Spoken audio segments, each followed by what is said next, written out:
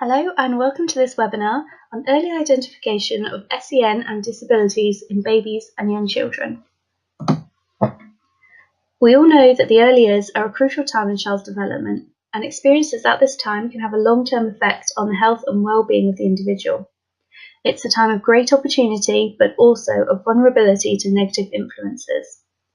Anyone who works in the early years should be working hard to plan and provide the right support to a young child, meet their individual needs and be a positive influence in their life. This can't be done without understanding the child and identifying their individual needs. If there's a thorough process in place at an earlier setting, then it's likely they'll be able to identify special educational needs and/or disabilities at the earliest point. This is a vitally important step in ensuring positive outcomes for children with SEND. The EYFS and SEND Code of Practice both stress the importance of identifying and responding to any concerns about the child's progress and development. When you identify a child who is struggling at the earliest possible point and get them the support they need, you're giving that child the best start in life. Without the right support, evidence shows that needs can persist or even get worse. Early identification and intervention are a crucial part of improving long-term outcomes for children. Observation is a key starting point in identifying needs and getting an idea of how well the child is progressing through the stages of development. Although every child is unique and may develop skills in their own way, there are expected developmental norms you can expect within a given time span. The significant stages of development are physical, cognitive, language, and social and emotional. These areas are often interlinked, and development in one area may also impact on other areas. A good example of this is progress in physical development allows a child to better express themselves through movement, gestures, and fine movements involved in speech.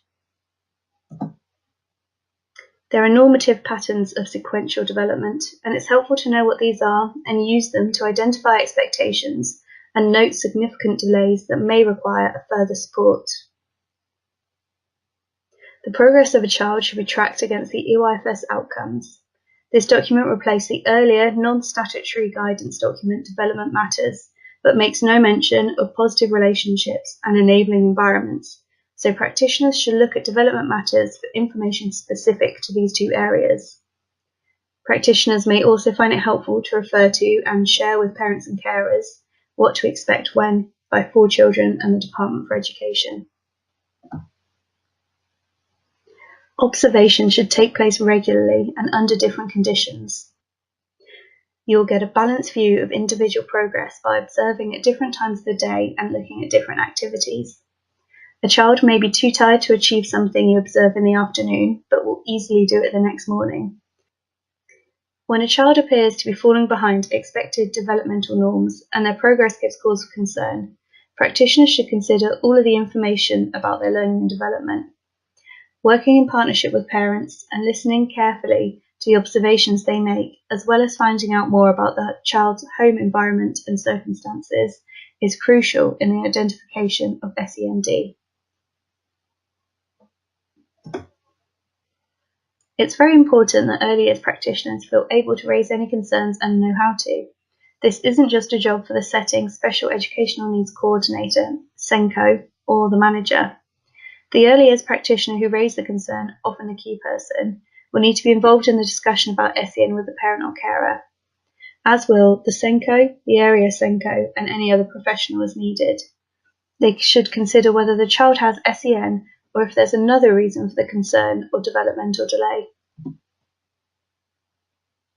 A delay in learning and development or challenging behaviour doesn't always mean the child has SEN. There could be another explanation, such as family, housing, or domestic issues.